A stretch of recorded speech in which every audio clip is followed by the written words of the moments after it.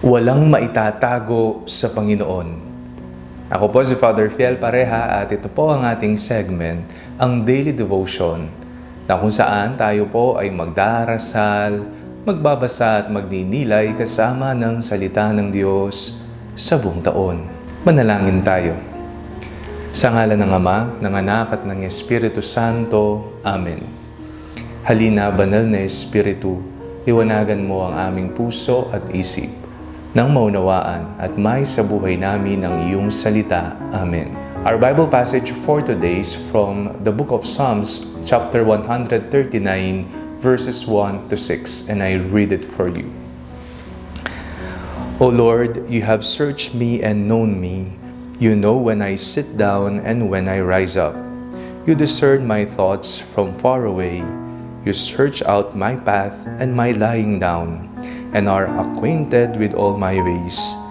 Even before a word is on my tongue, O Lord, you know it completely. You hem me in behind and before, and lay your hand upon me. Such knowledge is too wonderful for me. It is so high that I cannot attain. Wala ba talagang nakakakita sa atin kapag may ginagawa tayong mag-isa? Ang mga ginagawa natin kapag tayo ay nasa kadiliman, pasikretong mga gawain, o ang mga sinasabi natin, wala ba talagang nakakaalam ng katotohanan?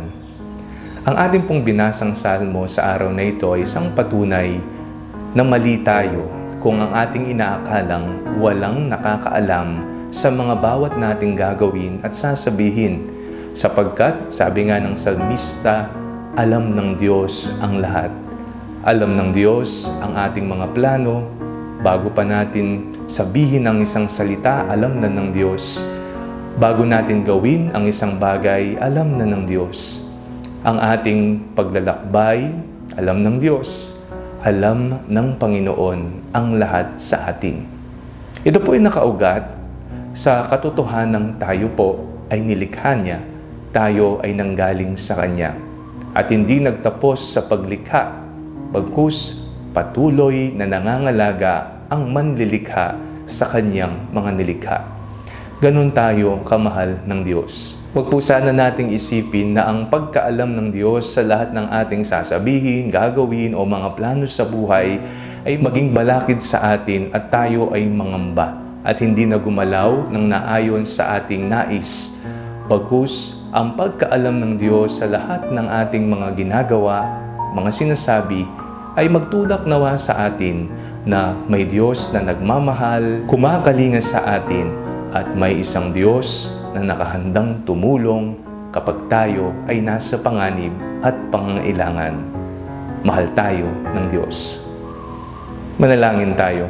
Panginoon, maraming salamat po sa lahat ng biyayang ipinagkaloob po ninyo sa amin at patuloy na ibinibigay. Amen. Sa ngalan ng Ama, ng Anak at ng Espiritu Santo. Amen. Huwag po ninyong kalimutang i-like ang video ito, mag-comment po kayo and share it with your family and friends. Ang panalangin bago matulog ay may sariling Facebook page na po.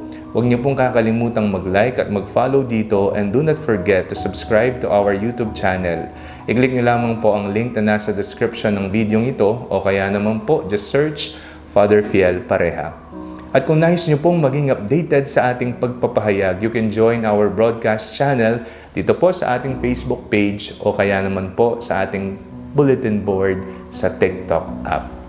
God bless you po.